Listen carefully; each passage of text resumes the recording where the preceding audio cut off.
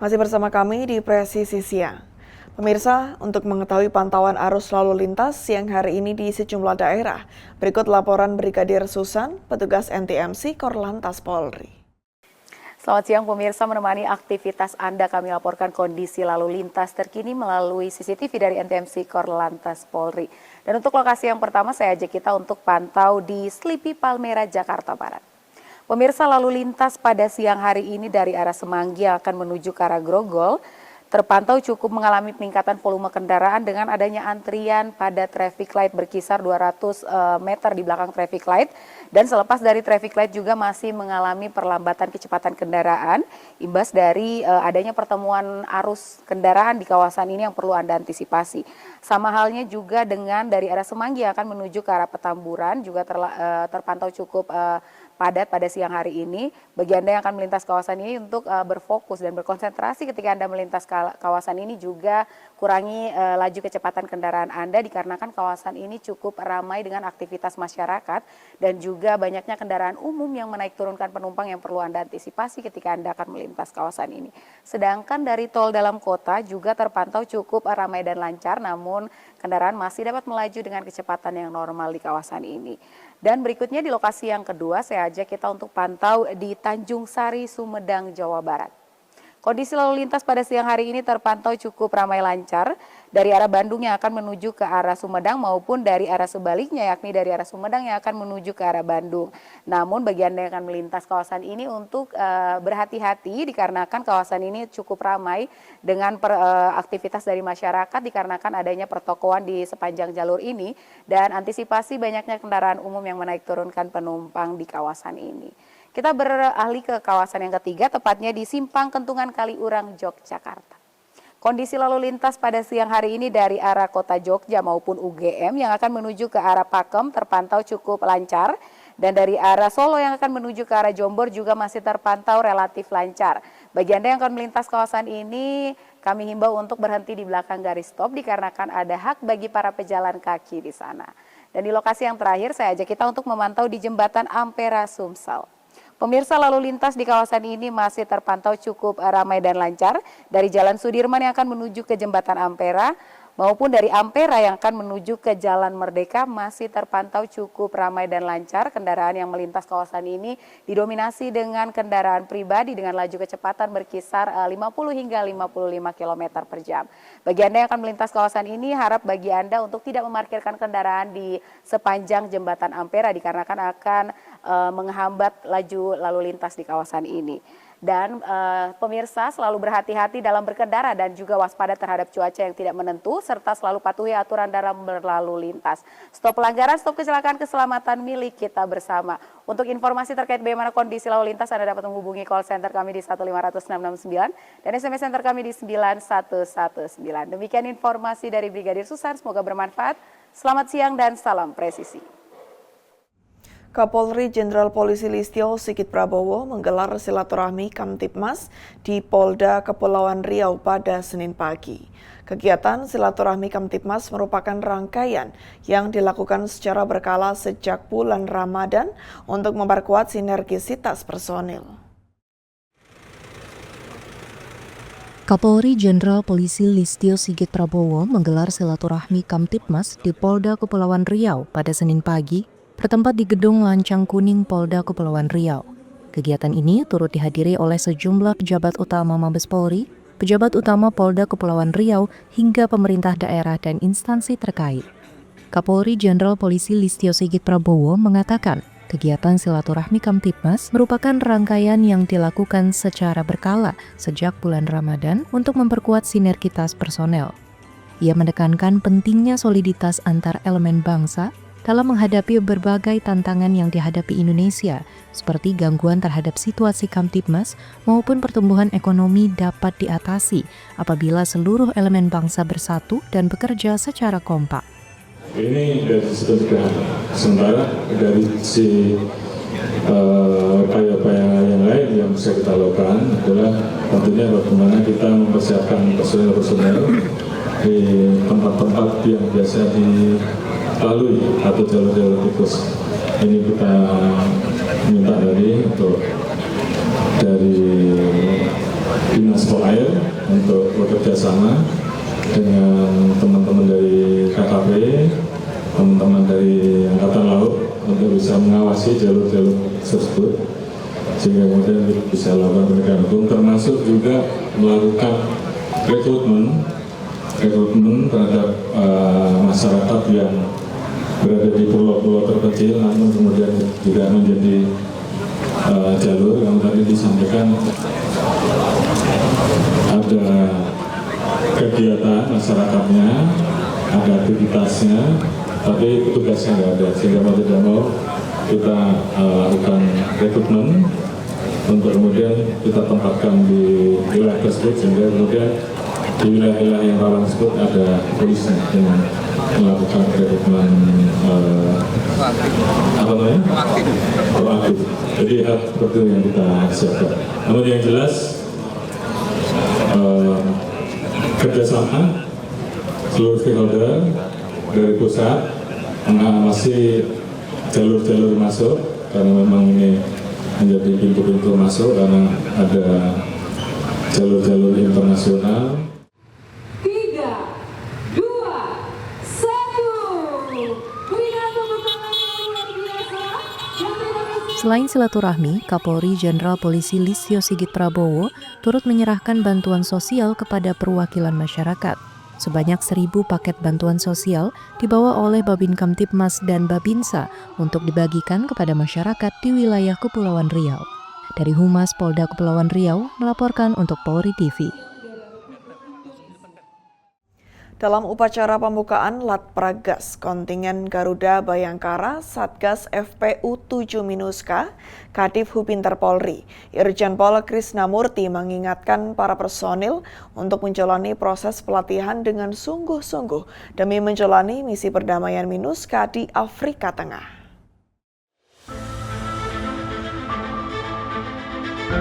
Kepala Divisi Hubungan Internasional Polri, Irjen Pol Krisnamurti, secara resmi membuka rangkaian proses pelatihan bagi personel kontingen Garuda Bayangkara Satgas Foreign Police Unit 7 Minuska pada Senin 14 April 2025.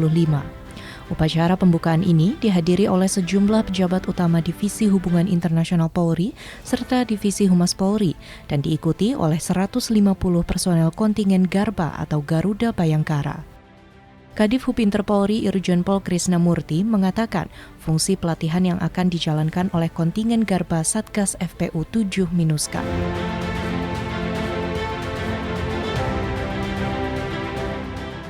Yang pertama adalah bahwa latihan yang kita laksanakan ini adalah dalam rangka memenuhi standar yang diberikan oleh Perserikatan Bangsa-Bangsa. Pada saat kita melaksanakan tugas, kita mempunyai referensi, mempunyai dasar. Tidak bisa kita ngarang-ngarang, tidak bisa kita menggunakan standar negara masing-masing. Saya sampaikan, PBB mempunyai anggota 184 negara. 70% dari negara-negara tersebut memberikan kontribusi, baik dalam civilian, dalam military maupun dalam kepolisian untuk melaksanakan misi di berbagai negara konflik. Oleh karena itu PBB memberikan standar supaya tidak ada perbedaan dalam pelaksanaan tugas. Oleh karena itu rekan-rekan semua akan menemui hal-hal baru dalam pelatihan ini.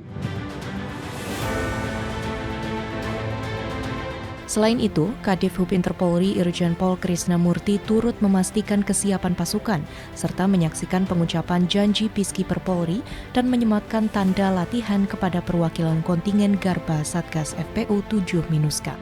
Operasi Minuska atau United Nations Multidimensional Integrated Stabilization Mission in the Central African Republic merupakan upaya misi pemeliharaan perdamaian PBB di Republik Afrika Tengah. Sejak 2019, Polri telah menerjunkan 840 personel Satgas Garuda Bayangkara untuk turut serta menjalani misi perdamaian di Republik Afrika Tengah. Dari Tangerang Selatan, Atia Numa, Andi Putra, Polri TV. Pemirsa, Kapolda Kalimantan Tengah Irjen Pol Iwan Kurniawan menghadiri rapat dengar pendapat pemerintah Provinsi Kalimantan Tengah bersama Komisi 5 DPR RI di Aula Eka Hapakat Kantor Gubernur Kalimantan Tengah pada Senin pagi. Rapat dengar pendapat turut dihadiri oleh Gubernur Kalimantan Tengah, Wakil Gubernur Kalimantan Tengah, hingga sejumlah unsur Forkopimda. Rapat kerja ini merupakan forum yang strategis untuk menjawab segala permasalahan dan isu strategis di wilayah Provinsi Kalimantan Tengah, khususnya bidang infrastruktur dan perhubungan yang menjadi lingkup tugas Komisi 5 DPR RI. Dalam kesempatan tersebut, Kapolda Kalimantan Tengah, Irjen Pol Iwan Kurniawan mengatakan bahwa Polda Kalteng berkomitmen mendukung pembangunan di wilayah Kalimantan Tengah tahun 2026, yang merupakan bagian dari visi dan misi Gubernur Kalimantan Tengah.